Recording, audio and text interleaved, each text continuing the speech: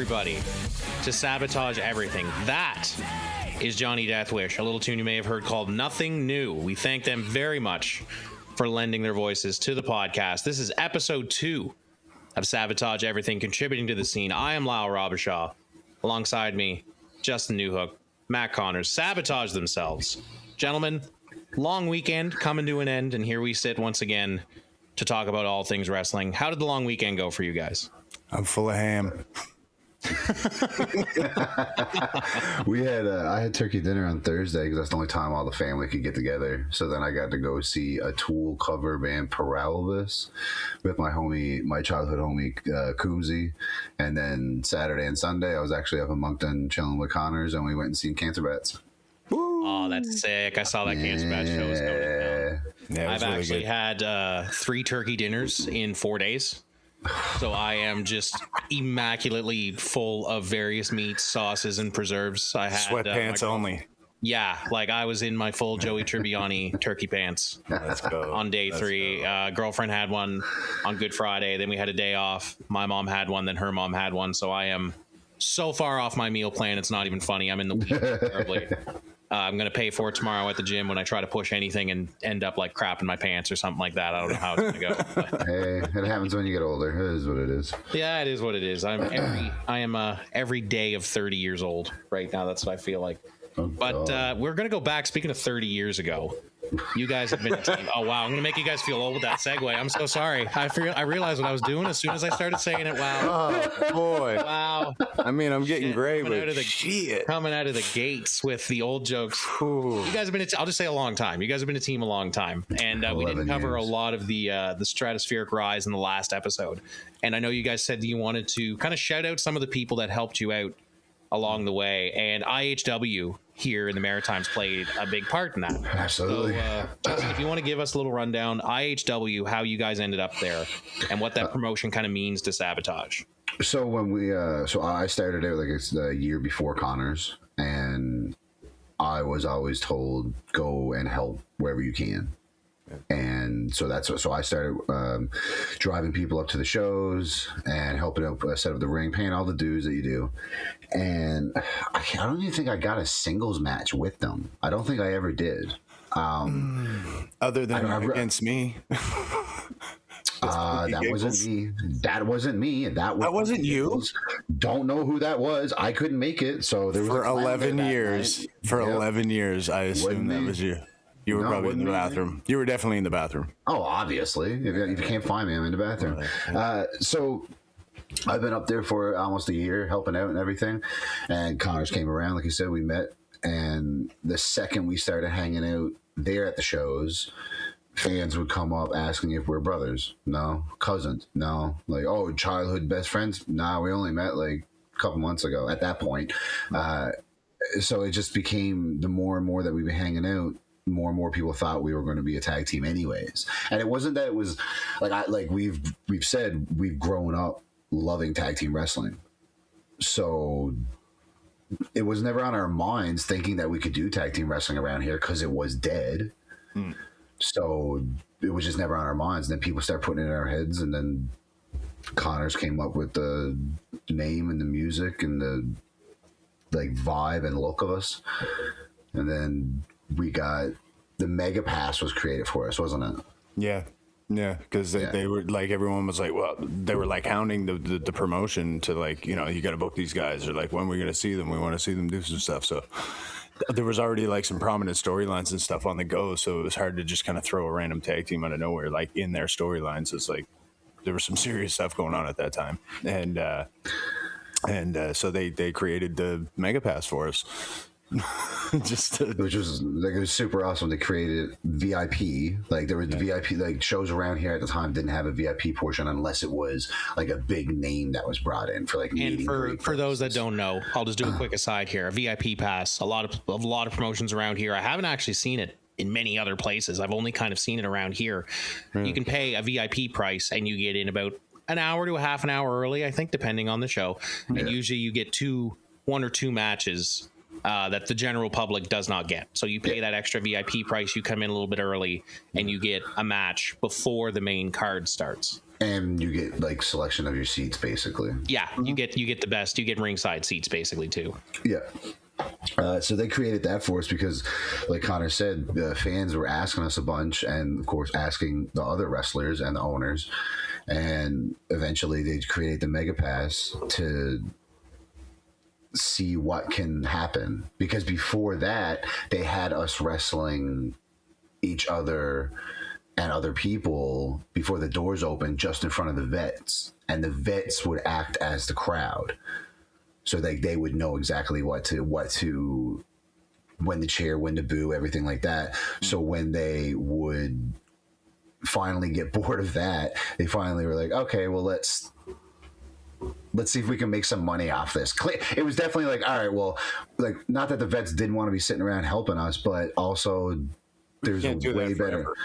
Yeah, they can't do it forever, and also there's a way better system to be able to help us get better. Yeah, put us in front of a crowd. Exactly. Yeah, and then I think one of the first like matches I had before the crowd started. I think the last match I had in front of the vets was me and Sean Ritchie and Pettifer. Yeah. Pettifer, it was the first moment where I was like, oh, there's a third man in the ring. I know the ref's there, obviously, but he communicated to us because we're in a rest hold, and all of a sudden the vets just start clapping because we're not doing anything. Yeah. And it's like, right? So then Pettifer goes, all right, guys, that's your cue. Let's go. Start fucking moving. Wait. I'm like, what? What did he just say? Oh shit! Okay, yeah. And then from there on, and then the learning with Emily and other refs and how important and integral they are. Yeah, then they created that, and then we got to wrestle. I don't know. You probably remember the teams better than I do. White Flash Crew, baby. I don't remember much. But I think it's pretty safe to say that, like, without that push, like without that Mega Pass push, which you said they kind of created specifically to give you guys kind of a platform to do the tag team style, that was kind of your first big push off, right? Yeah. And what was the scene like back then for tag teams in general? Like, was it just IHW who didn't have a lot of tag teams, or was it just there wasn't a lot of tag team wrestling going on in the Maritimes at all? Yeah, well, Connors would know more than this than I would because he's from here. But what I remember is when I first came here, I think one of the last tag teams that like UCW had was like Man on a Mission or something with like the old like yellow tag team belts. Yeah, and then when I got there, they weren't there anymore. So like that's all I remember is like that's the last iteration of like tag team wrestling that was there, and everything else was just people thrown together. Yeah, exactly. So I don't think there was ever really like a team perspective, especially for like that long. It's like other than like factions like the Cardinal Sinners and things like that. Yeah, it was more of like where you could kind of invoke the Freebird rules there. There was, I don't think there was any just a tag team. Like just two guys, you know, which I think shows a lot of the growth too, because nowadays you've got quite a few of them. Like just in North Pro, you've got the Hollywood Heathens, you've got like AWOL, that whole group. You've got you got the Durnings, which are father son team. Yeah, you've got a whole bunch of people in all the promotions running around here. Chocolate City is another big one that you see quite a bit popping up around here. Yeah, like it's really good. It's nice to see because tag team wrestling I think is one of the most underappreciated kinds of wrestling because in Mexico it's still huge. Like I think that's one of the places that does it still very well. Their trios matches and their tag team matches are still like integral parts of storytelling down there. Whereas up here I think it kind of goes in waves depending on what's happening on television. Unfortunately, the Fed plays a lot in like being the weather vane for certain things. For like, but I think people started to realize TV. Like, not to like use us as a model all the time, but I mean, I think around here people started to realize that like our cohesion between Justin and myself is like it's hard to match. So I feel like they need. In their minds, maybe they feel they need to have that type of relationship with their tag team partner. It's like you may never ever get that. Like it's pretty rare to get what we got, like that brotherhood where we could just like I could do this forever, if my body allows me, right? But to have that connection with that other person, like it's super rare. But I mean, you don't need all of what we got, but sure does help, man. Yeah. Yeah, it helps Because me not on the same like page, like to the point that last night we're sitting downstairs, me, you, and Caroline, and we're joking about a bunch of stuff, and we're literally getting her going. Like we're feeding off each other, and we're just being absurd about what we're talking about. We're not going to do what we're talking about. It's literally just jokes about a funny situation, and at the same time, like we stopped for a second. She said something, and then we both said the exact same reply at the exact same time without looking at each other. We were looking at her, and she just stopped and looked at. She's like, "No, I can't." And that's like, she's like, "I'm done. I can't do this." She's like, "You guys are too, just too similar with the mindset." But And that's fine, and that's a high bar to set for a tag team for yourself. It just so happened that we became best friends. You know what I mean? Like, And that's the thing. Like, but have you ever heard though of a tag team that had any great success and they hated each other? yeah, right. Like, I don't think it is like in the movies where you can work with somebody and kind of keep yourself in separate rooms. Come on, when the director says action, do your thing, and then leave. It's not like that in wrestling. Like, I think they're almost, obviously, like being brothers, that's a different story. You don't have to be like the bestest of friends. Yeah. But I'm not sure if I've ever heard of a tag team that really gelled well and went the distance and did a lot in this industry without at least having like a really good personal working relationship. I don't think you could do this with somebody you hated. I don't think you could get in the ring and like really take the risks you need to take in tag team wrestling. Not with if you, somebody not in your if you're corner that you didn't passionate, like. not if you're passionate about it, like the guys around here are. Like, there's no way. Like, Yeah. they care about it too much to put themselves through that. That's just an extra level of stress that they don't need. Yeah. And like back to ISW, before we got even the Mega Pass, we drove 6 hours to Campbellton. For Campbellton. So we got to, we drove 6 hours to Campbellton just to help set up the ring and help set up the show and everything. We got there before everybody for the ring truck, and when the ring truck showed up, they're like, "Are you?" Because we were never wrestled for them yet. They're like, "What are you doing here?" They're like, "Oh, came to help." And that night also triggered us wanting to go get trained and get shined up by Dick Durning and Chip Chambers In the old meat locker. Yeah, they had like a mind-blowing match that just was so effortless for them that we would never get to that level, but just to understand wrestling on that degree was something that we wanted, like, definitely to be able to do. And later on in that night when we were leaving, oh my God, that whole fucking night. Oh man. And it is true, because anybody that knows wrestling from the East Coast that knows both of those names, Chip Chambers, Dick Durning, both guys who I have trained in the ring with very recently. I've, known for a long time, the both of them. Just generals at this point, I think, especially in this part of the world. Like, absolutely. Connors, do you want to tell the when the cop showed up story at the park? Oh my God. now, as soon as I say that, do we get a cop show up story? Okay. It's at the hotel. I'll just say that much. God. And then Connors, we don't really need to say any names. The people that know. There's going to be a lot of Mr. and Mrs. Jane and John Doe on this show. And the people that know will giggle and laugh at this stuff, and the people that don't know, it's still a funny story. You just don't, and like no one got, go. So everyone's going to be homie. You can decipher homie 1, homie 2, homie 3. All right? Everyone's going to be homie. It's like when you're in a school play, tree number 1, tree number 2. It's homie number 1, homie number 2. All right, three, 4. Yeah, all right. So anyways, we go back to what I don't even know the name of the hotel, some dingy old thing. It's terrible. And we're all hanging out in a couple different rooms. And homie 1's out in the hallway, like in the hallway doing BTs, bottle tokes. Yeah. I was smoking at the time, so I'm like fluffing the cigarettes in the hallway so you can do bottle tokes. There's just random stuff going on from like room to room to room, and I don't know what happened or what went down, but the cops ended up getting called Well, because we're all in the hallway. Well, I guess because I don't know what the final straw was. I don't know why the cops showed up. We were just doing bottle tokes inside the hotel. I have no idea. But it's cool. I don't remember that.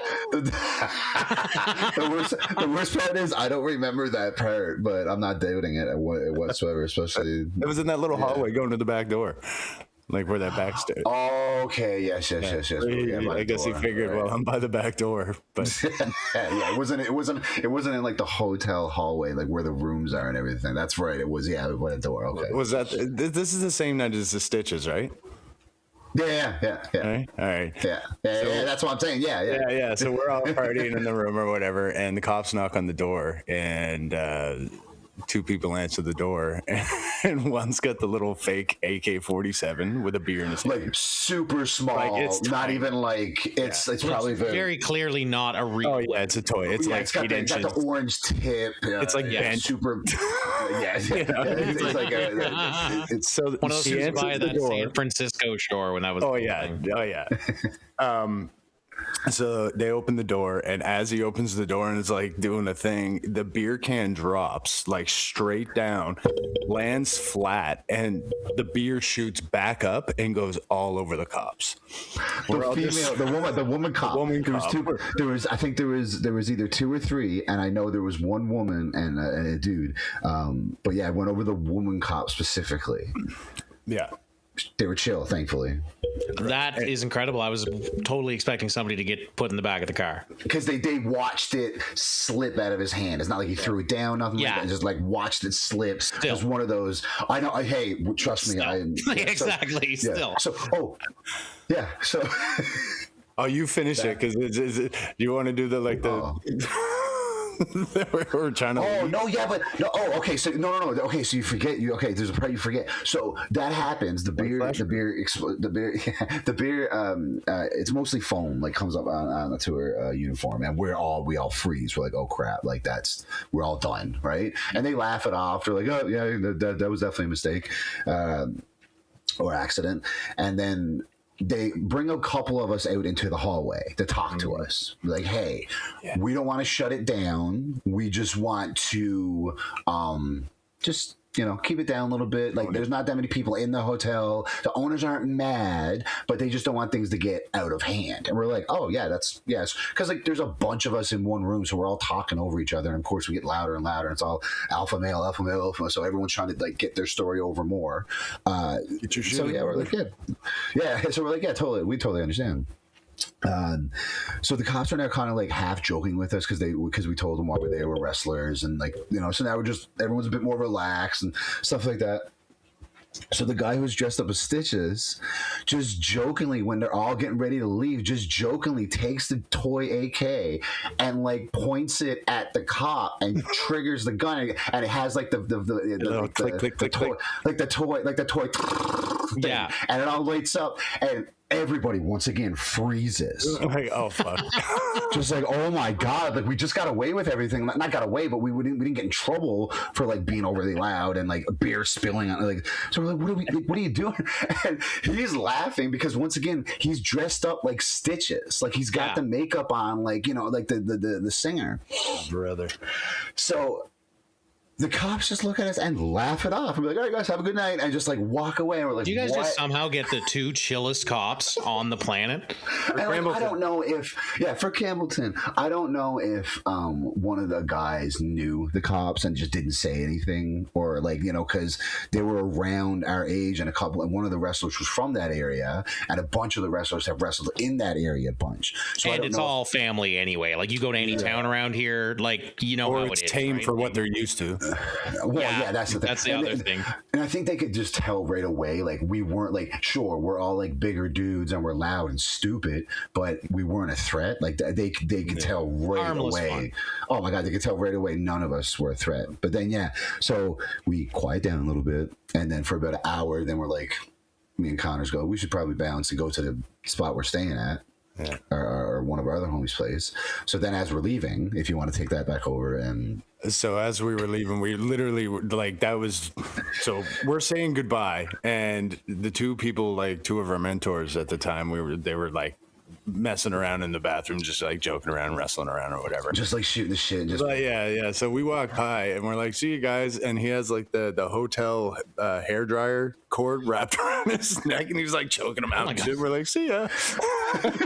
But Yeah, they were just like working it or whatever. So we leave and we close the door and then we hear the door open again.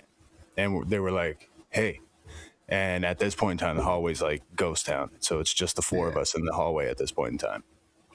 And they looked at us and they were like, so, do you want to do this? And we're like, go home? I know it's a long drive, but they're like, no. They're like, no, like this business. Do you want to do this? What you've been, driving around helping, this mega pass, all this shit. Do you want this? Like, what do you want? Like, and that right there, like that whole drive home, I think most of it was spent probably in silence. The two of us just like locked in. And again, we didn't have to use words because our brains were on the same wavelength. We were thinking the exact same thing. And that was absolutely like, that was the moment Sabotage was born. Name aside, music aside, it was that moment in that drive that Sabotage clicked. And it's weird how that happens a lot because you talk to a lot of people about, there's a come to Jesus moment. There is usually every one of these stories. There's always that one moment where everything kind of clicks. The combination lock clicks in, like the stars align and you get that perfect shot. Like this is our point A to B plan, right? And it sounds like without kind of the IHW and all the people that you mentioned, it wouldn't really get to this point. People don't realize that you need that support. You kind of need to be a journeyman before you can pick one spot and sit, right? Absolutely. Which is kind of the thing that everybody has the advantage of now. Mm-hmm. But back when you guys were coming up through, do you think that there was a disadvantage to kind of only having the two places? Where was the training centers back then? Or was it more just you had to pick a promotion, stick with them, and hope that the training you got there was enough to sustain you once you were able to branch out of the province? Or what was the process there? Because I know now it's much easier. There's many more avenues to kind of go to where you can actually seek out training. But like you said, you had to have somebody come to you in a hotel hallway and it's like, hey, if you guys want to do this, here's what we're going to do. And you guys had to prove yourself to get there, and you always have to pay your dues. But do you think it's better the old way, or do you think it's better the new way where you kind of have more choice and can just kind of go and get trained if you want? I think it depends on the person. Because if you like it, you're gonna understand what you need to do for you and your character, your brand. So it's like you take what you need for yourself and leave the rest. We were just at that time there wasn't schools left and right. No one had there was the odd one. We had Durning had his ring in the meat locker. I think Wrestle Center was doing their thing at the time still. But Wildman Academy. But for just to show up and accessible, walk in, pay $20 for the day was not a thing. So it was before shows. So our reps were the Mega Pass. Yeah. Which it's kind of like a baptism by fire, right? Yeah. Because it's you're getting reps, but there's no, in my current training setup, I'll shout out Superstars of Wrestling, the promotion out of St. John. Those guys have been amazing to me. Yeah. I've been working backstage for a long time, but now I'm working on getting in the ring. And Muscle Beast Wesley Pipes has taken me, as well as Dick Durning, who's still doing this and will do this forever. I think he keeps saying he's going to retire. I don't think he ever will. No. I don't think he ever will. I won't let him. They've done a really good job. And we do a day, some days of our training are just matches. Yeah. We do match, certain days of training, you just get into, you get reps, you get that kind of stuff. So the thought process of me being your reps are going to be in front of people is crazy to me. That's insane. When you're talking about the part about the accessibility to schools, I think there's it's a double-edged sword. It's more of when there was less accessibility, it was a bit more strict and a bit more, you had to do a lot more to get even in the ring in front of a crowd. With the more schools,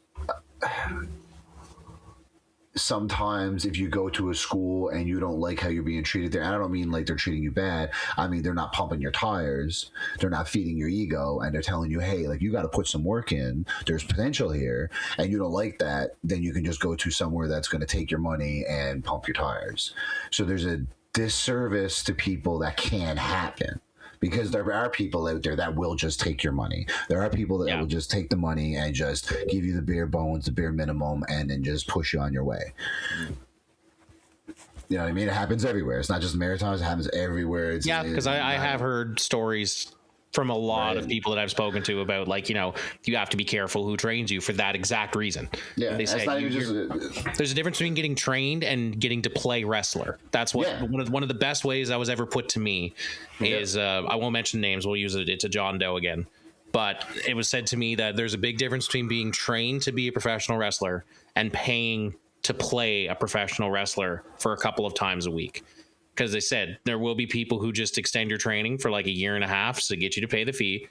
You know, show up every week. You can take a couple bumps. Great job, man. You're going to do awesome, blah, blah, blah. But then they'll never book you because they never intended to in the first place. Right. Yeah. And then like when you bring, so, you know, the best part about having a school that isn't just wrestling is someone comes to try to be a wrestler, and let's say they don't have what it takes, or they realize maybe it's not for me, but they want to be a referee, or they want to be a manager, or they want to be a camera guy, or they want to be a production person.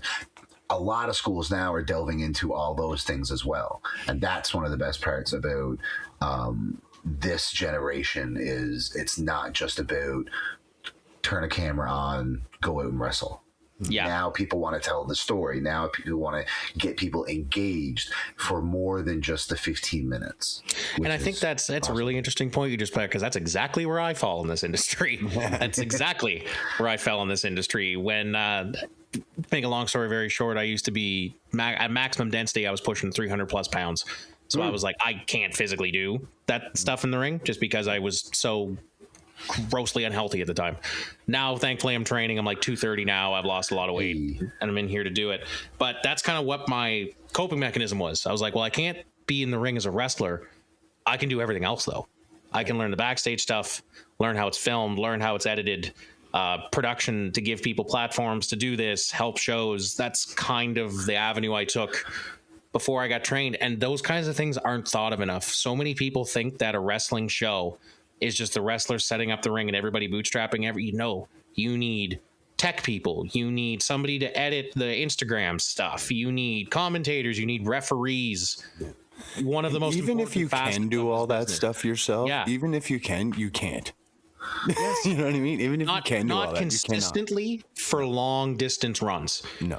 Plenty of people, you can do 2 or 3 shows, but if you want to put together like a product that has some staying power, that you can do a show a month, draw a crowd, you need to have like everybody helping out and pulling weight. And so few people understand the importance of being trained as a referee. So few people understand how important that spoke in the wheel is to a wrestling show. Mm-hmm. Yeah.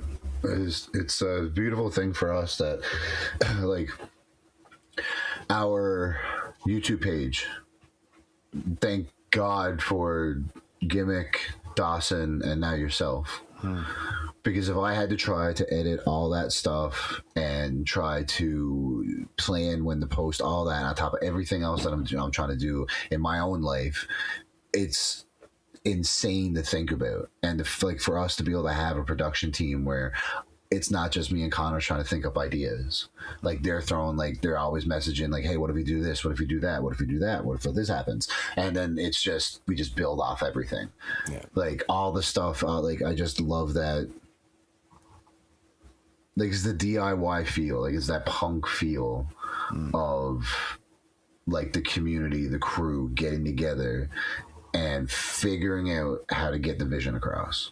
Which is good. What it is. Which is good because that's, like I said, it's refreshing that I'm seeing that across the board, not just in North Pro either. Yeah. Most places now it is a team angled environment. Like we need everybody's input on this to try to make it work, which is fantastic. And that's actually one of the questions I wanted to ask, talking about schools, training referees and stuff like that. Obviously, I go Superstars of Wrestling. I think those guys are fantastic. They have a great product as well. My question for you guys is there ever been a thought process that with all of you guys already have the home arena, the home venue, and everything, has there ever been a thought of a North Pro school? Oh yeah, that's like one of our. I think I love the idea that we now own a company and we get to express our vision together as a collective and display it in a way that we never thought we could. We were doing it piece by piece in our matches, just little bits and pieces there because we didn't have creative control. But I always wanted the facility. I always wanted that place with the gym equipment and the running water and a ring in the corner, and you don't have to break the ice off the center of the ring before you start pumping, things like that. But just a place that is open, like the old school boxing clubs, you know what I mean? Where it's just a constant flow of people in and out of the door. Someone's sitting over in the corner just, throwing up because they just did blow-up drills. And, I want that environment. I want that. I've always wanted the school because, I feel more comfortable in a school than I do in front of a crowd. I don't know if that makes sense. Yeah. I think that makes sense. It's something that we've definitely talked about, and it was talked about before we took over the company. It's just, once again, finances come into play. You need to be able to fund a place like that, and we want to. There's a few people that I'm gonna reach out to soon for Connors and myself to meet and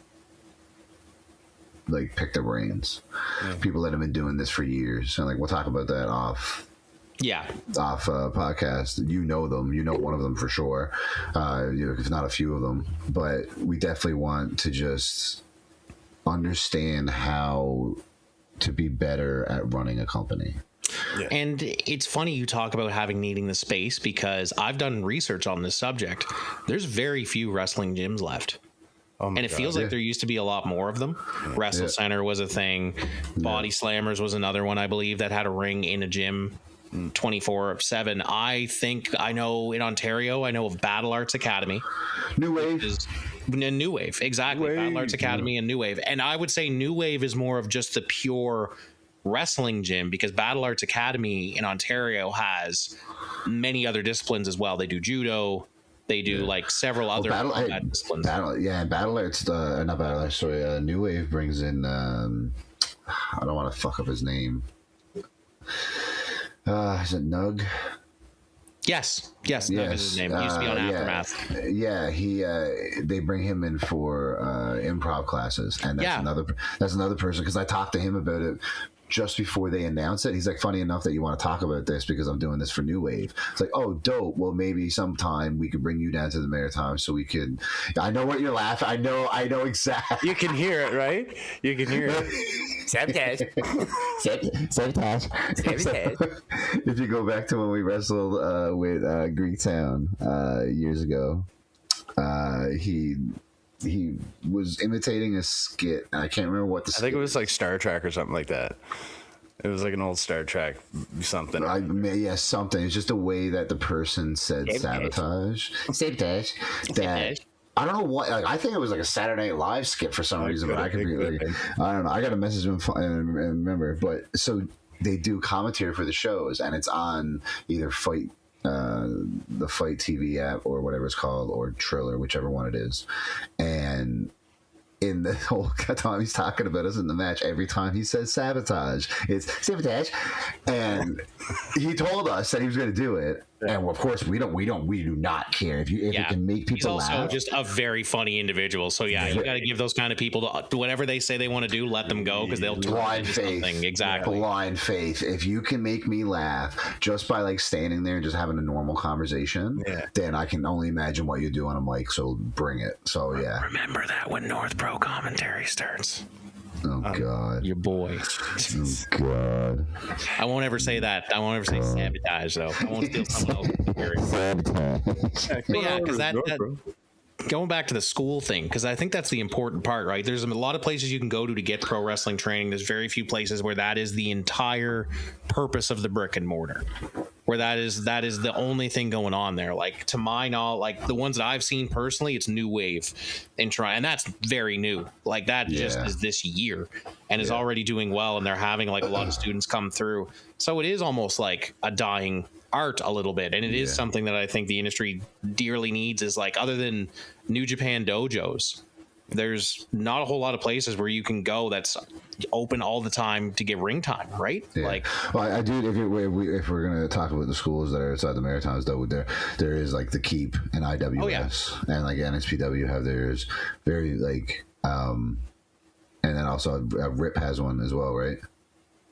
Hamilton, Hamilton Pro. Yeah. IWS is a great organization just overall as well. Oh man, they're definitely like a pinnacle of how you like do it on the indies, the production, everything like that. That's something that we'd want to do, though, is like if we had the school, because like we're trying to figure out now how to just even like have everybody come over to like my place or his place and do, or find a place and do promos, have promo night, like a proper promo night, set up the cameras, set up the lights, set up the backdrop, and then start throwing things at people. I want to hear a promo that you do of your character, but also, hey, now you're a New York construction worker. Let's go back to the 80s wrestling. Exactly. Give me that type of stuff. And I do think that's something that's missing. People can go out and have great matches, but promo skills are the harder thing to learn in a lot of respects, because you can get in there and do something amazing. Hey, Katie. Oh my goodness. Bean, you're on the podcast. We're gonna have like a Bean counter of how many times we see this little guy. Look at this dude. Is the baby Bean? That's the mascot. That's the Bean. Yeah.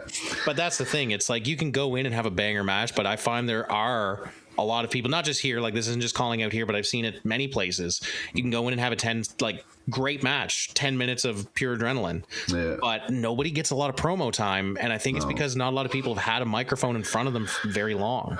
Remember the first time I got a microphone thrown in front of me? Oh boy, the one who doesn't talk looked at him, was like, what the fuck are you saying? Like, it wasn't even like coherent words, it was just things jammed together.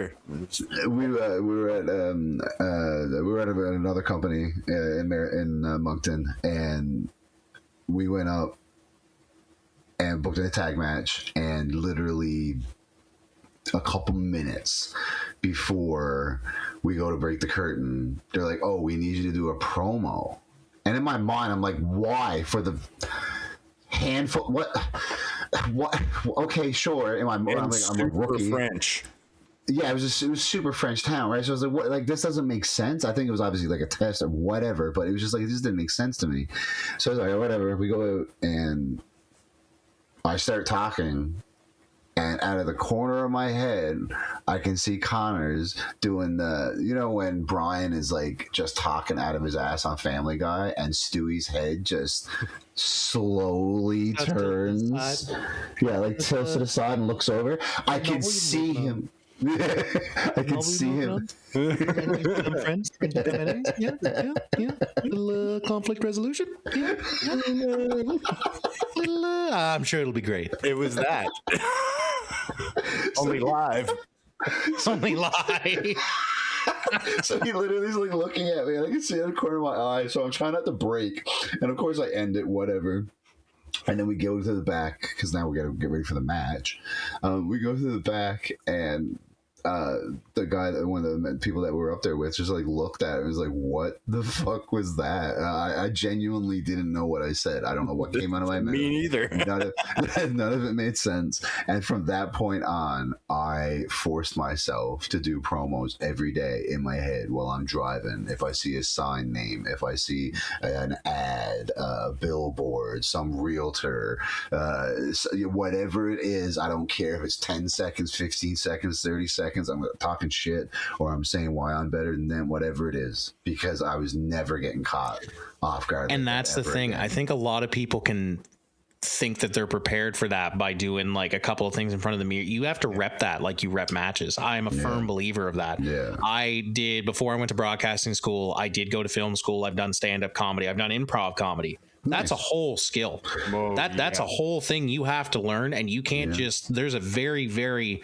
select elite group of individuals that could just easily get thrown up there and do it on their first rip. It is not easy. Yeah, no way. When you can go out with a script and you can feel as prepared as you think you can be, but until you get in front of like a couple of hundred people and it's just you standing there, like it is not easy. And I don't think people get enough time to do that here, because a lot of the times, especially with the smaller promotions, a lot of the promo time is done online. You're doing, video promos before the match to put on, which is great, which is good. People get their reps in. Yeah. But there's a big difference between doing it recorded and doing it in front of people with no safety net. And that's what we're slowly implementing now, is getting more people. Like, I think that was the first time Ghost had a mic in front and given to him. And we were just like, hey, just blind faith in him. Get us to here. Like, you know what the storyline is, so be pissed off. You know what I mean? And then he was, and then it brought something in Connors. I was standing on stage going, sick. And see, that's the glory of it, though, because when you do have these unscripted moments and it works, that's the light bulb, right? That's the 1 in a million. This is why we do this moment. When you go out there, able to harness that emotion in the moment, and like use that, it was really cool. Like to take the energy that you're given and be like, okay, we need to get you from this, what happened at the last match, set up the match for X event. And when they go out and kill it and the crowd's going nuts for just somebody standing there talking without any action, you just know, like, there's that little light bulb. You're like, that's exactly how you do it. But teaching that and speaking about it are two completely different things. And going back to your guys' talk about, good schools versus bad schools, it's like any sport, I think, where I haven't experienced any of this personally, but I've heard stories of people who are amazing in ring but not great teachers. I think that's like that with any sport, though. I think that anything you be like actors, musicians, like there's in any field really that can be portrayed. I went to a couple of seminars in Ontario. Everything I've been to here has been great, because there's a level of care here from the people that I'm getting trained by and the people I've gone to seminars with here. There's a level of care that is crazy. Like, there's a deep, personal want to drive to make it work in this part of the world, like we were talking about in the last episode. But I've been to a couple seminars in Ontario where you could tell the people that I was listening to did not care. We're there to get the money. This is a bunch of people. This is like a couple 20, 30 people in a room that each paid $50 to get an hour. They're getting 60 minutes on the dot, 59.59, and then I am out of here kind of thing. So, and people who I would consider really good workers, like a couple of them that I was sitting in that room with, I was like, wow, this guy's really good from what I've seen, that's on the tape. And then to kind of sit here and see, I wouldn't want to go to a weekly training session with this guy. So I don't know if you guys have ever, you don't have to name names obviously, but have you guys experienced that? Have you ever gotten advice from somebody and you're sitting in the back of your head going, wow, this is not what I expected from somebody of your caliber, kind of thing? Oh yeah. That's homie number 7. This is a volatile reaction. Homie number 7, 8, 12, 9, 10, 20. It's just taking what works for you, right? Like, you just got to take what works for you. That's all. Oh, I'm sorry. There wasn't like a point too where it's like a bunch of painters telling other people how to paint their art, right? Yeah. Like, there's basic steps to learn. How to set up an easel, yada yada. Yeah. But it's going to be your style, right? Oh man, sorry, I wasn't laughing at you for asking that question. It's just like the amount of stories that flooded into my head of just like the amount of time we've like, I can't remember if I said this in the first podcast or if I said this, like, we talked about this last night or something, but we have been given so much advice since we started, and we've taken what we know will work for us, but there's been so many people from the start, don't use this version of Sabotage, use the original. Go play the original and see how hyped the crowd's going to be for wrestling.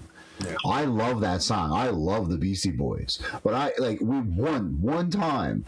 a company played that song instead of the Cancer Bats version, and I come out and it's on film, it's on video. I look right at the camera and be like, "See, it doesn't work. Like, it just sucks." Like, because once again, I list that song's on my workout. Like, I have both versions on my workout list, but like, I'm not. You can't. That's not gonna. It's just not gonna get the crowd where we need it to be, especially when we come out of the curtain. We can't come out to the Beastie Boys version. No. Yeah, like we have to come into the Cancer Bats version. I don't think you guys' act matches the Beastie Boys version. No. I don't think it matches at all. No. And this is, I did not have this as a. I have to ask you guys about this. This is an amazing topic that we have to. How important is the entrance? Oh my god!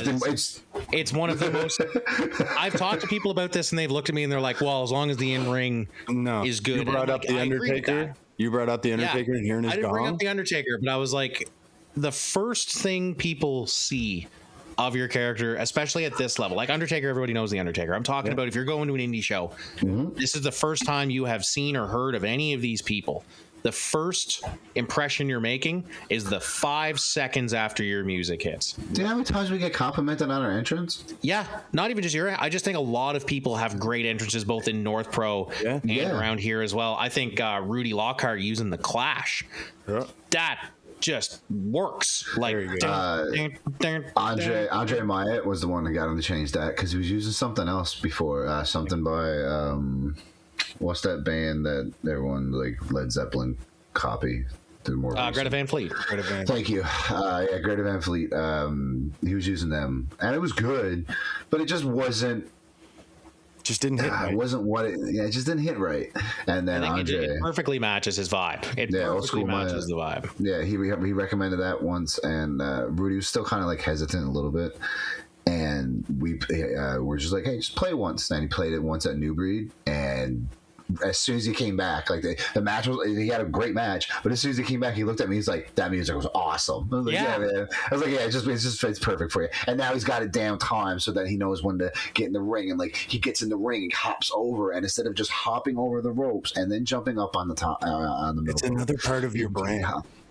Yeah, he hops in and he spins around first and then gets up. And it's the exact same every time. I think this plays into the promo stuff that we were talking about, because all of this is character work. Yeah. And yeah, the in-ring stuff is extremely important, but if you don't have that character work and you work it into your promos and to your entrance, because I agree, if you can like do the beats to your entrance, like Finn Balor is what I'll use as an example. He knows exactly when to do everything in his entrance, not just the raising of the arms, but even when he had the Judgment Day theme song. Yeah. Yep. There was always certain movements that were timed to the song. And like you see that at our level as well. The people that do that and the people that don't, you see a difference in the crowd reception as well, because people want to cheer for somebody that gets them going during their entrance. Like if you're the face and you're coming out and you're just, Genetic Metal song number 5, let's go. You get in, you do the 4 corners, and it's much different than like what Rudy does. It's your first level of believability, I think, like where people see that you are invested in what you are about to do. If you come out of the curtain and you're like, boom, and you just stand there. I mean, that works for some people, but like, like some people like you come, like our entrance evolved over time, and like I will die on this hill. We have the best entrance in the Maritime. Remember when I used to slide out on my knee? But we ours evolved over time. Like we used the Cancer Bats Sabotage, and then we had to use a non-copyright song for a little bit. So it was like Metal Highway Tunes number 5, like whatever it was. It wasn't bad. Don't get us wrong. Like it wasn't a bad song, but obviously it was just not what we could make it. And then Connor suggested Bow Down by I Prevail, and I was like, yeah, cool. And then we timed it to like hit our entrance, and then I started adding Spit in the Water, and then we got our new song, which we have like the rights to be able to use, and then we edited it to add in the crows or the ravens at the beginning, and then chopped it so that we can hit our pose perfectly at like a minute or like 50 something seconds, whatever it is, but like we have everything timed down so it's the exact same, and like to get compliments. This is exactly what I was talking about with opening up a school, because this is the character stuff that you don't get. Well, that matters when it goes into like timing of a match. They're like, okay, well, you got whatever. Is that curtain to curtain or is that bell to bell? Well, if it's curtain to curtain, you still want to get your shit in. Have a short entrance, but still get make it like eventful. Yeah. And like, there's a few people that are coming to mind now, and just the shows that I've seen since I've moved back to the Maritimes. Like you guys, great entrance. The Heathens, amazing entrance. The Heathens get the crowd on them, like Cole. Hollywood Cole, Chip Chambers, all three of them are incredible. Brandon as well, amazing. And Ethan. Yeah, Ethan. No, we don't. Shimmy. He drives me nuts. The shimmy, amazing. Like he's got the whole brand with the shimmy. It's awesome. And when they come into the ring, by the time their entrance is over with the triple pose, where he's crawling through the legs, everybody in the crowd despises them. There's people hissing, booing.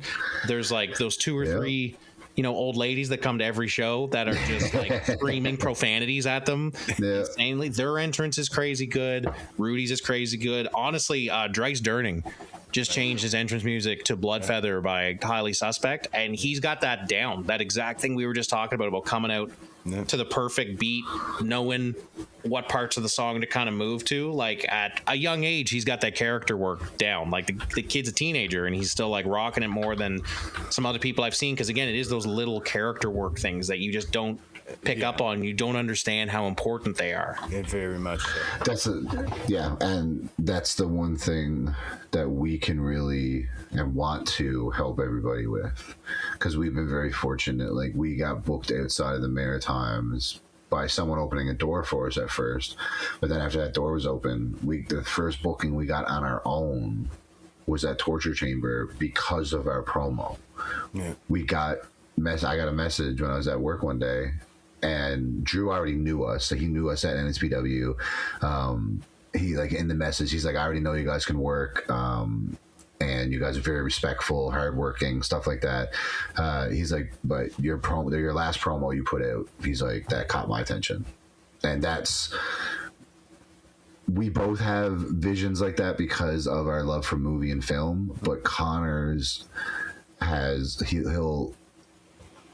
don't know. Connors has more of he can get it across better, I guess. I don't know how to explain it, but I don't know. I just mash emotions with visuals as best I can. So if I get an emotion from a song, I can like kind of match that emotion to like a visual of like what we might do in an entrance, or even for someone else, or like a song for a show. Like if it portrays that vibe of the show that we're trying to get across. So there's always like that one song that just like clicks for it. And you're like, that's the one. That's that's it. Yeah. No, it's true. And sometimes when you just right? And that's a skill in itself, like being able to kind of like match the vibe that you're looking for. Because I know personally, like for some of the big companies, when they're looking for people to come in, they ask you, what's your music? What's your face music? What's your heel music? Give us a promo that's heel and face. Like they do exactly what you were saying. Okay, you're a construction worker in the 1980s. Like there is improv in a lot of like vetting processes to get you on TV and to get you in to kind of like higher up positions. They will like sell me this broom. There was the famous story that Eric Bischoff told that for his tape audition for WWE, they gave him a broom and they were like, sell me this broom. Why is this broom the most important broom I'll ever have in my life? And having those like abilities like emotionally connect, that's something that you don't learn in the ring. You learn that kind of by feel, I guess. Yeah, I think so, yeah. And that's the thing that we got very fortunate with, was when we started like with IHW, they just pushed us all the time. It was like that time that I couldn't show up and Connors had to face somebody else, and he had to wrestle this guy under a clown mask named Punky Giggles, which is probably one of the best like masked wrestlers in the Maritimes ever. Let's just put that out there. He was phenomenal. What an amazing guy that was. What a hand.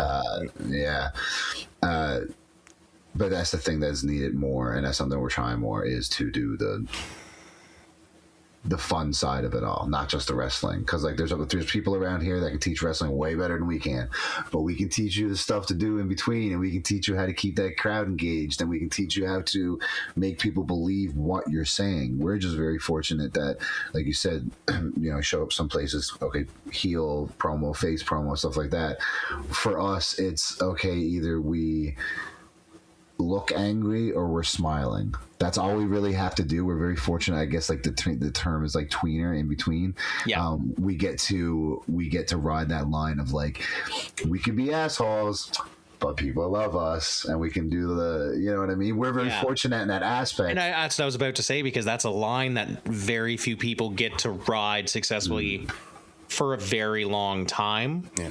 Like it's difficult to kind of keep that going and not either let the act get stale, or B, it just fall into the category of face or heel anyway, and then you just kind of roll with whatever happens. Because I think the worst thing you can do is call yourself a tweener and then come out to just kind of crowd apathy, which you guys don't get.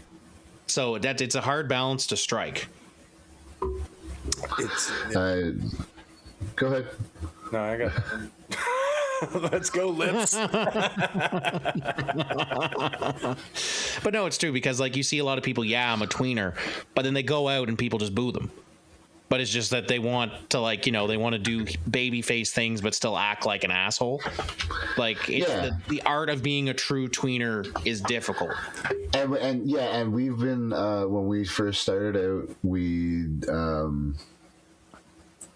we would be doing, because we didn't know any better, because once again we were thrusted into a position after wrestling a little bit on the Mega Pass, was we became the people that had to guide the tag matches then. And we're still rookies, still like green rookies. So there's a point when we're heels and we're doing stuff that's getting the crowd into us, and we're not realizing it because they're engaging with us. So in our minds, we're like, oh, we're doing our job right. They're engaging with us. Then as we got older, more experience, looking back on it, you're like, oh no, we weren't doing the right thing. We were having very engaging matches, but as heels, we should be getting the boos more. The obviously never want silence, but we were just doing things to get reactions, and not like big moves or anything, but just literally anything that was getting reactions. And if it made people laugh or whatever, we got sat down a couple times and was like, hey, let's figure this out, because like the crowd loves you and we don't want to take that away from you, that everyone loving you outside of the shows. And that's where that fine line was hard to deal with, of a show that we bloodied somebody up, that wasn't even a wrestler, and we bloodied the wrestler up as well, and then we go, and then the kid still wants a picture with us. So it's like, well, it's like, how do you kind of work out the dichotomy of where that lands you on the heel face scale, right? And it's a difficult thing to, I think, to balance out, because in a perfect world, if you're trying to keep the kayfabe, you don't want the kids lining up at the merch table to see the people who just killed somebody. Just like took somebody out for months or whatever.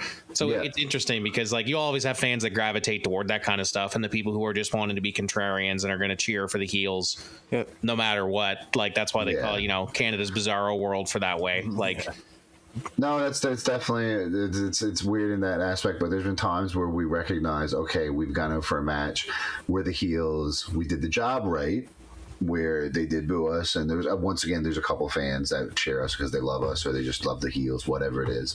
I was that kid. I loved the heels growing up, but there's been times where we would not go out for merch or intermission because we didn't want to take away in that moment, because the show is still on. And then we would be getting messages from the fans like, "Oh, you coming out? You coming out?" But like, if you guys want to buy stuff, if you don't mind waiting after the show. Like we're just trying to, because if we walk out and then not all, but like a bunch of fans leave the babyface tag teams table and then come over to us, that's that's why we started sitting at the ring. Remember, we started draping our stuff over the. And I was just about to say, I'm gonna shout them out again, because I actually saw this in real time. The Hollywood Heathens, Ethan Knight and Hollywood Cole, really good at that. Really good at going out in the intermission but being complete assholes about it. Yeah. Like, without getting too into the reads of it, it was Ethan Knight's birthday, and a bunch of people heard it. Like, somebody said, "Hey, happy birthday," and he got right mad. He was like, "No, you don't get to say that in St. John's, New Brunswick." I said it with a hard S. Like, he got everybody booing him immediately, so he got it on the right track. And I've seen them in many shows, both North Pro and otherwise, kind of interact with the fans during the intermissions, but do it in ways that keep them being like, that was kind of a dick thing to do. And it's like, yeah, that's the point. I love the way they kind of do that in their intermissions. I just thought there was a really good example of that. That's fantastic. So, yeah. Oh, and then like, I was talking about Ethan. We were at the 506 that time, and he wanted to go out and do something with the kid had the Yeska, the lizard, the iguana, the iguana. So the kid had that, and he's like, "Oh, we could, we're gonna mess with it and beat it up in the ring and stuff." And I'm standing out back. There's a couple minutes before we're going to break the curtain, and it's us versus the Heathens. And I just kept going, I don't know, guys. I don't know. I just wanted to wrestle. I think I just wanted to wrestle. Like, I just wanted to have the match, and I just wasn't. And I don't know why I wasn't in the mood to do that. They break the curtain. They make their entrance, and I'm like, okay. And then all of a sudden, I hear the crowd start booing. I was like, what is he doing? And I like peek at the side of the curtain, and he's beating up the Yes guy. I was like, all right. And I looked at Connors. I was like, I guess we got to revive it. If the crowd is getting that much attention and heat, then we gotta bring it back. Then, like, you know what I mean? Which I think is hilarious, because I think that's the entire reason Layeska is so huge right now, because WWE is using that same philosophy as well. They absolutely love that stupid puppet, so let's push it as much as we can. So smart in doing that. Brandon's smart in doing that, because you get all that, it gets you hating them right out of the gate, and then we get to go in and literally do. I think some of the best gimmicks. This is a hot take and totally off topic, but I think some of the best gimmicks they have going right now are 100% fan driven and in AAA. I think the Grande Americano stories and the La Yesca thing, everything there has so much steam, and it's all because the fans simply would not let them die. Yeah. Specifically with the Grande Americano thing, that has gotten so out of proportion. Wow, it's insane. It's because of oh my God, Chad Gable, Ludwig Kaiser, Tyler Bate, and Pete Dunne. Everybody involved is fantastic. Everybody involved is fantastic. It took off when Ludwig took over, though, because nobody was expecting him. It makes sense that he can learn another language, or probably knew Spanish, so when he took over and was just hitting all the speeches, and the crowd is like, all right, well, to the point where he is now a mega face down there, mega face, and then they tried to have him face down there and the original heel, which is what's down there, and they tried to bring that up here as well, they tried to switch it up here, like in North America, and the crowd's like, nah. And that's what I love about it, because in any other era, it would not have survived, but it has just so much steam, and the fans like refuse to let it go, that now there's like a whole El Grande Americano extended universe, like a Marvel cinematic. You've got 4 guys now with different versions of this character. And that's the great thing about wrestling, is that if the fans like it, as promoters and as people who are like, behind the scenes, too damn bad, man. This is the direction we're going. They got the steering wheel, and we have to follow it, right? Like, yep. Screw your plan. It's an iguana now. Boy. I mean, whatever works, whatever brings in the money. And speaking of whatever brings in the money, I have a burning question that I know you guys know about that I have to ask. We're going into Mania season, obviously, and we can't escape talking about WrestleMania on this podcast. It's the biggest week of the year, not just for wrestling, but indie wrestling as well. Everybody will be descending on Vegas for a week, and most major indie promotions in the States will go down there to put on their show in Nevada somewhere. Yep. But this year, there is so much celebrity involvement. What are your guys' thoughts as people who, do run a company? Before we start into that, I'm pissed because I was supposed to be down there for Power Slap during that week, during that whole weekend and everything. And I was going to go to all the indie shows, because they're all in collective. Most of them are all in like 1 or 2 or 3 buildings now. Yeah. So it's easier for companies to they do run shows, WrestleCon like, and they have the same ring. I saw the amazing thing they did where they just had the same ring and everybody kept putting their banners on and just I think that's genius. Yeah, it's called. Yeah, it started. I want to say like 5-6 years ago. I'm pretty sure. Like Joey Janela and GCW is they were like the. And is it Brett Lauderdale? Is he? Yes, I think that's his name. They because they were so frustrated that every Mania week, all these companies were trying to find venues and running shows at the same time. So now fans are losing out. Yeah. So now they started the collective where all the companies or the majority of the companies get together and run shows from like 9 o'clock, 8 o'clock in the morning, right on to like 1 o'clock in the morning. Like Effie's Big Gay Brunch or breakfast happens in the morning at one times, and they just they even have blood sport. I saw they even took the ropes off and did a blood sport. I think it's the perfect way to solve the exact problems you were talking about. Yeah. You buy one ticket, you sit there all day, or you go to whatever shows you want. You just have your cake and eat it too. I think it's genius. But you obviously you're missing out on that because you want to tell the people, tell your power slap story, my friend. Oh no! I just wanted to say I was just supposed to be down there. We can talk about the celebrities. We'll talk about Power Slap another time or whatever. But I just want to hear the ins and outs of the Power Slap thing. But the celebrities are what really has me pissed off. Yeah. Because as of now, Tom Brady, Pat McAfee again. I believe it was Little Yachty, Jelly Roll. This Mania, more so than any Mania, I think, in the past 10 years. Yeah. Has celebrities that are close to or will be on the card. Yes, you got the Snoop Dogg, guest host. You got the Kid Rock, Diva Battle Royale. And stuff. Yeah, host. Yeah, and stuff that's one thing, but there's a lot of wrestlers that are getting close to in-ring. Is this all just about the money? Does it matter as long as they can wrestle? What are your guys' thoughts on this? Money, skill doesn't matter. It's literally what's hot at that time. And I don't know. I don't for and that's it. It's not my thing, but no, it's unfortunate. I get it. Totally makes sense what they're doing, why they're doing it. Sucks at the same time. It shouldn't be like, do we know what's real, what's not, what's actually put out to fool people and stuff like that? But to hear that Pat McAfee was forced into that spot storyline because ESPN is the first time they're hosting or they're showing WrestleMania on their streaming service, so they want someone that they feel is going to draw in the rest or the football fans, the sports fans. And it's just like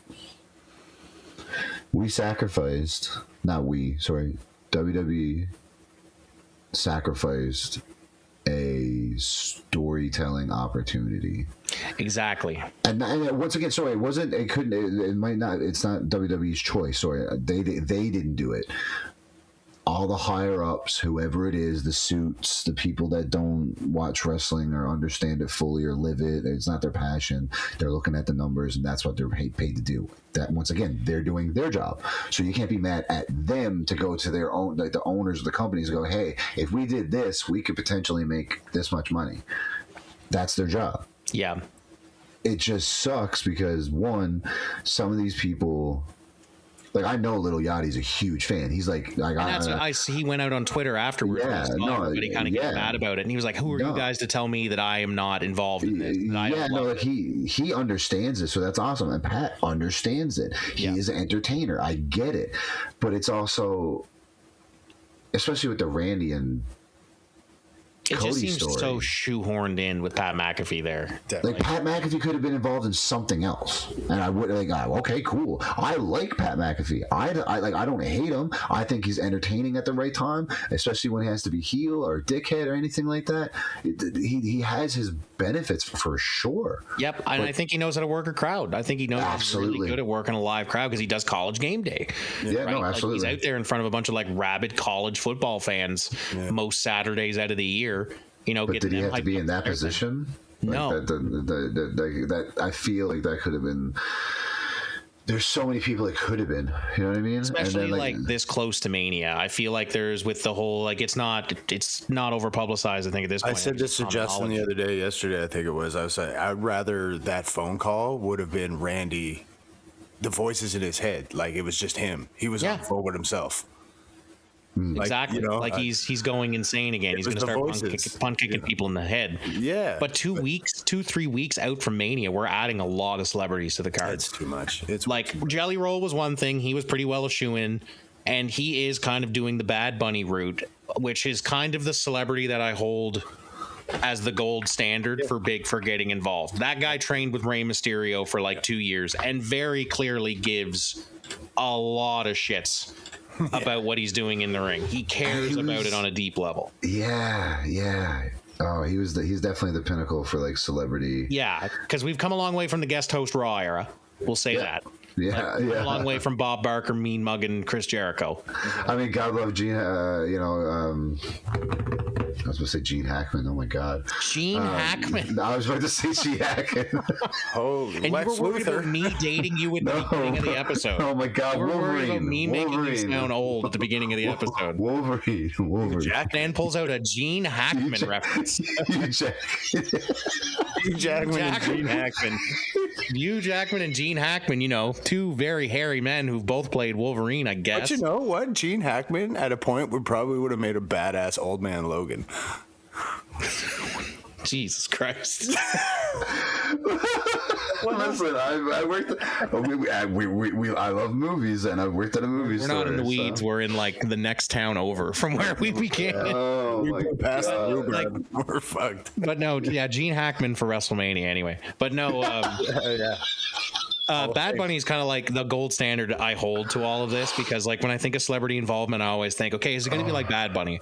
Because I'm sorry, that's one of the most badass entrances I've ever seen. When he came out in Puerto Rico, his home country. Puerto Rico was and for Backlash, and it just, the place was coming apart for that guy.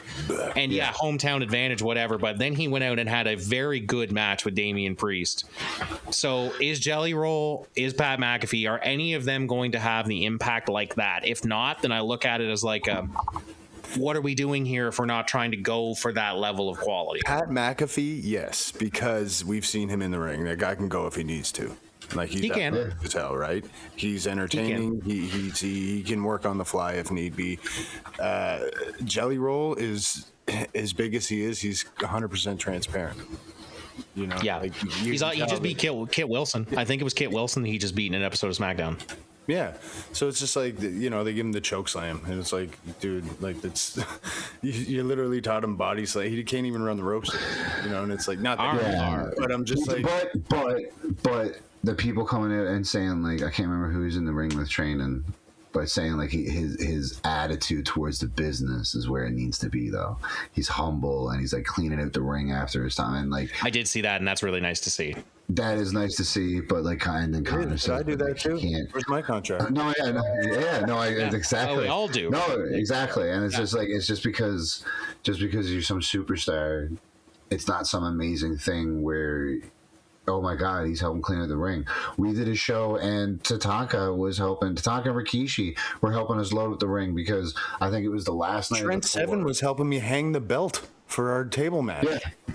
Like, that to me is like whatever, but like if you're just in there for the sake of that money grab, it takes away from that suspension of disbelief that dangles. Yeah, and then like you said, the transparency. I think not just us people but the wrestling fans can see through that too.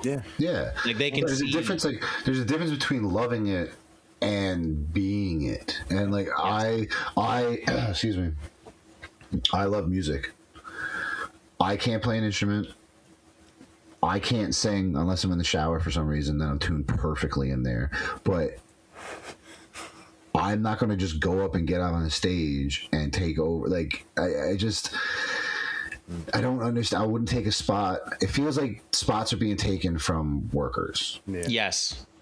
Right, and maybe not. I don't know if Yachty's getting in the ring, if he's wrestling or not, and if he's just in there hyping up, cool, awesome, perfect. That's there's nothing wrong with that whatsoever. Yep, I agree. But once again, like Jelly Roll coming in wrestling, okay, cool, but does that now mean that somebody like a Carmelo Hayes, somebody that's an amazing worker, gets left off the card? Because I think that there should be some AAA presence at WrestleMania, and it hasn't been announced yet. So I'm not gonna lie, if Jelly Roll gets a match and you don't get like a Dominic Mysterio, on Mania or something like that. Or if you don't, if someone gets missed out, then I will point at it and be like, but we got, Jelly Roll doing what will probably be a 7-minute match where he wins and gets the, gets the big pop, and then everybody be like, oh wow, the impossible's happened, here he is. Like, and there's different ways to go about it. It's just all big. But once again, I'd rather watch wrestling and like a believable, hard hitting type match with, maybe have the celebrity out around like as a manager, like a guest manager, where they can do a little spot. I think Lil Yachty coming out with Trick Williams, I think that's an amazing idea. It awesome. works. Have you like waiting, like the celebrity waiting for a hot tag, and they come in and everyone just like feeds to them while they stand in the middle and just throw terrible clotheslines and punches, and it's just like, dear God. And like these are like guys that could obviously whoop that guy's ass, and he's they're bumping off him like it's I don't like it. I don't like it personally, but I am in the same camp as you. I think it breaks it for me pretty hard. Like there's been certain times like Jeremy Piven in the guest host era doing like the most hesitant looking, I don't even call it a flying crossbody, I would just call it like a hopping crossbody. Like it's just, you can see it in them that it's like, all right, we trained for this for 3 weeks, let's go. Like it's just like there's something to it that gets like missed out, I think, especially for this year. WrestleMania is just a strange production as of right now. Like there's just like me and Connor talking about it, where I don't watch it live unless like tonight. I'll probably, like, as soon as we're done here, I'll go turn it on and go back to the beginning, because it's not the go home. Next week's the go home. Next week's the go home episode. But like 2 weeks before, they're gonna start ramping some shit up, and I understand. Like, the one thing I don't like about WrestleMania season is coming up to it. It's always the same people that are going to be facing each other at Mania are usually in some type of match against each other. Not the main people like Rollins, Rose, all those guys, but like the women's tag. It just seems like they're all getting put against each other, and then I don't know what the plan is at Mania right now, but it just seems like everything. I believe the women's tag team titles, I think, have a fatal 4-way for the tag team titles. I think that checks out, which is like, okay, that's where we've seen it all going, because they're all facing each other. And I once again, from a booker's point of view and a promoter's point of view, I get it, I understand it, but it could have been done a little bit differently, I feel. Yeah, and I agree. There's some of the booking of like, these two people are facing each other, so now there's a tag match with this guy and his friend versus this guy and his friend. Like, and it's once again, when you're in Vegas, would you not want it to be like, okay, man, right? Especially where Mania is 2 nights now. That's another big thing that plays into effect in this, because you need now double the build. Right? Because you need now double the build. You need double the time given to all of these matches. They said there's going to be like 7 matches per night, so 14 matches in total. And what's with, they have like 3 or 4 different types of graphics. They've got like this Tron type style graphic. They got like this Mad Max type style graphic. I'm convinced those are for the sponsors, because some of the Mania matches have sponsors now, right? They'll come out. I guess, but like, what? We're gonna have a halftime show soon. I'm gonna have to go see. Well, they got like musical like performances, but I'm gonna have to go back and look at the promos now, or the graphics that come up, and see if there's only certain sponsors on certain graphics. That might make sense. Because I've seen it before, where the one that comes to mind is when Dominic Mysterio and Rey Mysterio had their big blow-off feud, the father versus son, and for some reason they thought that was the best match to jam in the Cinnamon Toast Crunch sponsorship. So you've got this big like father versus son. He's insulting his mom and like slapping his sister on live TV. Sponsored by Cinnamon Toast Crunch, the taste you can see. Here's a masked Cinnamon Toast Crunch standing at ringside for this like family blood feud. Like, part of this balance. I was gonna say because seeing a Cinnamon Toast Crunch in a lucha mask is hilarious, brother. We got it. That's good shit. That's good shit, Charlie Raleigh. But before we go, we're not gonna do Mania predictions today. It's 2 weeks out. We're gonna wait for some of the build to get over. What is, as of right now, everyone's WrestleMania match they're looking forward to the most? I will go first. The only reason I'm watching WrestleMania this year is to watch Brock and Oba kill each other. Man, I'm a I'm Punk. kind of torn. I mean, that one's probably up there, like top two. I'm really like anything Gunther's doing is just amazing. He's probably my top guy. Like everything, because he brings that old school feel. Like when you watch a Gunther match, it's Real. Like, yeah, He's as old school as they come. And what I'm very interested in to see, this wasn't the plan for Gunther. He was supposed to fight Rey Mysterio. yeah. Rey Mysterio was supposed to be the next career ended, I think, but now Rey's injured. Rollins was supposed to go Roman against Reigns, Breaker. right? Yeah, Rollins was supposed to fight Breaker. Breaker's hurt, so now that's why. Okay, well, pull an audible. I don't know who's going to win this, and I'm very interested to see what they do now without the benefit of a big long build, because everything Gunther's ever done has had this mystique-driven build around it. Yeah. And now you don't have that. You have 4 weeks to kind of year versus Rollins go, and they just had the first attack last week. Yeah. Where it really became clear that now this is what they're doing. So I'm very interested to see what he does with this now. Yeah. That's definitely going to be, kind of say he's, whatever Gunther does is real. It feels real. It fucking feels real every time. But I'm a Punk mark, and when Punk and Reigns start jabbing at each other, and I'm sure I got listen, I'm coming from this strictly from a fan's point of view, trying not to look at it as a booker, promoter, wrestler, owner, whatever. Like literally coming at it as a fans point of view, where maybe they don't like, they respect each other. Maybe they don't like each other. Maybe that's real. And maybe the stuff was talked about beforehand, but like the stuff that they dropped was like, yo, and then people complaining online, but then it's this new generation of fans that don't realize, hey, do you not remember him eating the ashes of Paul Bearer? Yeah. So there's nothing off limits in wrestling if it's done in a tasteful way. Not even, I wouldn't say tasteful, because I was that tasteful, but I would say tasteful way by the way of everybody signs off on it. Yeah, so I mean, I was going to say, the way where if everybody involved signs off on it, then nobody else, like, you can't be offended by it. You might not like it, but you can't be offended by this. So like, clearly that wasn't a line that was dropped right live in the moment and wasn't explained beforehand. Someone's not bringing up somebody's dead dad. In the heat of the moment. The fight's breaking out of that moment. You know what I mean? Live TV or not, like calling an audible on the fly at that point. But I do think that there's still that caveat of doing that, and there are people who are like, that's what drives the feud. The people that are like, oh my God, that wasn't supposed to get, this guy's such an asshole. So I do love it. And I agree with you. I don't think anything's off the table, because that's what I heard get brought up in an interview with Punk not that long ago, where he said like it was a complete, gift to be given the opportunity to use the recently deceased Paul Bearer in an angle, because it's basically everybody involved was like, no, he would want that. He would want that to be used in this angle. It's perfect. So I think with that, and you have two geniuses on the mic too, like Roman's come so far and Punk is Punk. So I'm very interested to see how it kind of ramps up in the next 2 weeks. And I think that will be, obviously, I hate calling it the sleeper hit, but I think that's going to be the match that people are looking at like, all right, there's the top 40. You know what I mean? Like there's the pop song that's going to come on, but I think it's going to kind of defy some expectations, and they're going to do something really cool. Because they're both storytellers too, and the emotions that they can both draw out is, all right, where are you going to take us? Because neither one of them are, I don't want to like the flashiest of, you know what I mean? Neither one of them's going to be pulling out 450s or crazy shit. You know what I mean? They're great in the ring, but they're not going to be, like I said, they're not going to be doing high flying stuff. Well, they know how to portray a personal fight.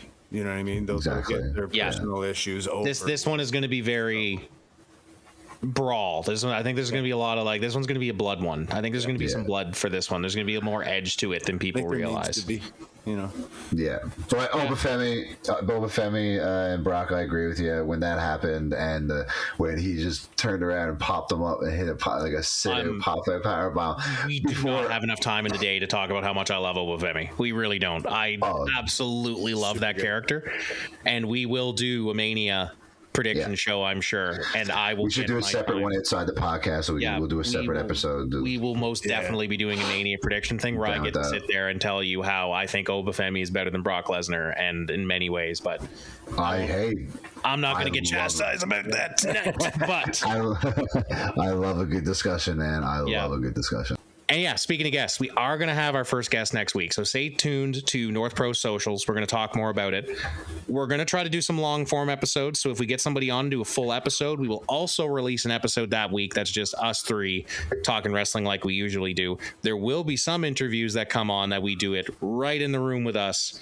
We get a certain allotted amount of time and then away we go. But stay tuned to the socials and we will let you know on what episodes are dropping when. We're going to try to get as much out to you guys as possible for all the listeners that tuned in. Thank you guys all for making the first episode pop off as much as it did. We got a few hundred views in just a couple of days over a holiday long weekend. It was amazing that you guys took some time out to spend listening to us talk about the things that we love. Listen to my microphone. Appreciate it. With a microphone that's fixed, let's all give a round of applause for Connor's getting his mic fixed, everybody. Right here. Hooray. Legitimately, as the podcast ended, I was like, hey, because he had the back end of the screen for a second. I said, watch when he comes back, it's gonna work perfectly. And sure, he come back and he was like, Rick Bowen for the Toronto Maple Leafs, and good evening, wrestling fans. Here we are. I was like, oh my God. Meanwhile, we were trying to record through like 2 tin cups attached with a string for that entire first episode. But talking about me with references, with the Gene Hackman reference. It's showing. Come on, that's not dated. Everybody's done that when they were a kid. Come on. Yeah. Come on now. This has been, I'm getting out of here. We're getting out. This has been episode 2 of Sabotage Everything, contributing to the scene. I am Laura Abishaw. That's Matt Connors and Justin Newhook. We're going to see you guys next week again. Keep your eyes peeled to the socials for our guest. We are going to play it out once again with our new theme song, Nothing New, by Johnny Deathwish. It is new for us. Go give them a listen on Spotify. Talk to you next week, everybody. Appreciate y'all. Later.